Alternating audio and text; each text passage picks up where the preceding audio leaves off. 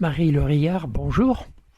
Vous êtes anthropologue et à l'occasion de la fête de la science, vous animez une visite autour des masques africains. Pouvez-vous nous parler du rôle des masques dans la société africaine ? Alors, c'est difficile d'unifier la société africaine puisqu'on est face à une multitude de réalités. Souvent, ce que je rappelle avant de démarrer la visite, c'est que l'Afrique n'est pas un pays. Voilà, l'Afrique rassemble plusieurs pays qui ont eux-mêmes plusieurs réalités en leur sein. Donc, c'est vrai que le masque, il a une multiplicité de fonctions. Mais ce que j'ai envie de dire pour commencer, c'est que le masque, quand il sort, il est une apparition. Il figure quelque chose qui vient d'ailleurs. Il représente un ailleurs. Il peut incarner un esprit de la brousse. Il peut convoquer les ancêtres morts. Il peut aussi représenter des génies. Donc cette multiplicité de fonctions en fait fait de lui une entité. C'est bien pour ça qu'en fait le masque ne va pas sans son costume qui enlève à celui qui le porte toute qualité d'homme. Une fois que le danseur est masqué entièrement, on ne dit plus que c'est un homme. Ce serait même un peu sacrilège que de dire que le masque a un homme caché dessous. Donc il y a cette dimension du caché et du dissimulé qui est très fort dans le masque. C'est bien pour ça que j'ai un petit peu appelé cet atelier masque secret, masque sacré. En évoquant le masque, on évoque une réalité cachée qu'on doit évoquer avec une parole imagée, avec des précautions. C'est difficile d'aborder cette réalité de manière frontale. Il peut sortir au moment des deuils, il peut sortir au moment de l'initiation, et figurer ainsi les esprits de la brousse qui vont entourer les initiés. Il peut faire justice, il peut être effrayant, effrayer les sorciers, ça peut être un masque qui, au moment de la mort, va purifier l'espace villageois de ce moment de crise. C'est le cas de ce masque. Wanyugo sur lequel je porte un éclairage, masque Sénoufo, qui serait un masque qui vient dans le village manifester une puissance. Chassant les sorciers, donc il voit devant et on dit qu'il voit derrière, il a atteint cette double vue que seuls les initiés peut-être arrivent à acquérir.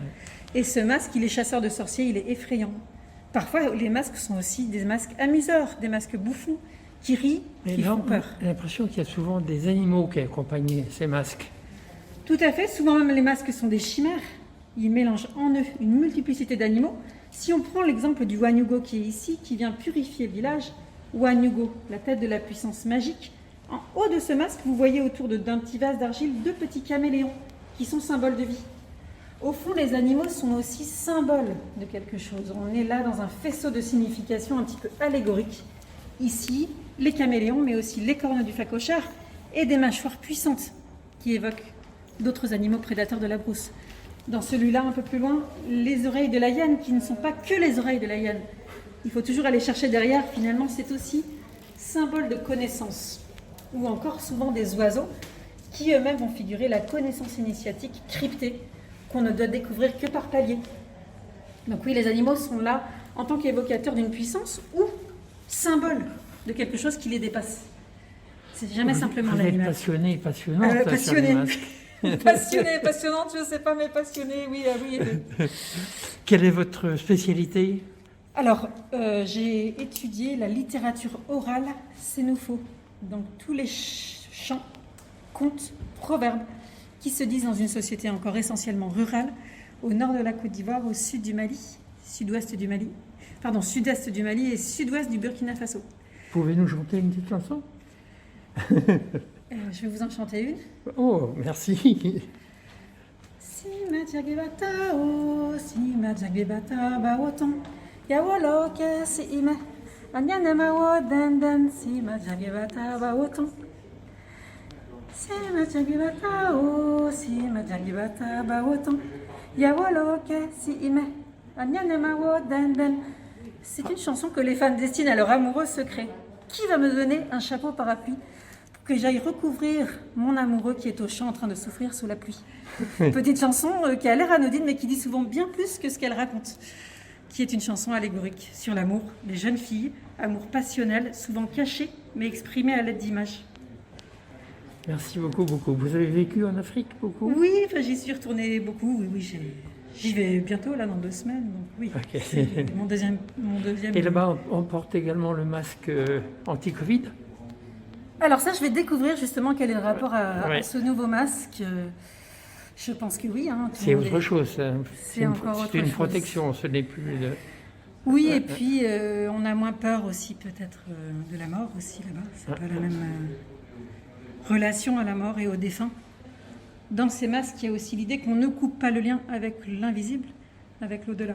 Il y a cette idée qui transparaît dans de nombreux proverbes, ou formules toutes simples, les morts ne sont pas morts, quelque chose qu'on peut dire quasiment quotidiennement là-bas.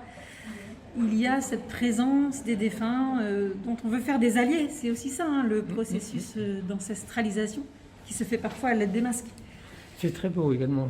Les morts ne sont pas morts. Oui, c'est un poème de Birag Diop. Ceux qui sont morts ne sont jamais partis. Il y a cette idée qu'ils sont là, ils nous accompagnent comme un souffle. Une conception peut-être africaine, mais pourquoi pas plus large du lien entre ce qui nous a précédés et ce qu'on vit au présent. C'est une relation humaine en fait. Oui, bien sûr. C'est le lien avec les morts qui sont toujours présents. Oui, parce que c'est pas parce qu'on va évoquer cette mort qu'on va se sentir moins vivant. Justement, il y a cette idée aussi que parce qu'on ne connaît pas demain, c'est ce qu'on dit dans le proverbe Senufo Obumpa Atche, c'est-à-dire on ne peut pas maîtriser de quoi sera fait demain. Donc si on ne peut pas maîtriser ce demain, eh bien profitons d'aujourd'hui. Merci beaucoup. Merci beaucoup à vous.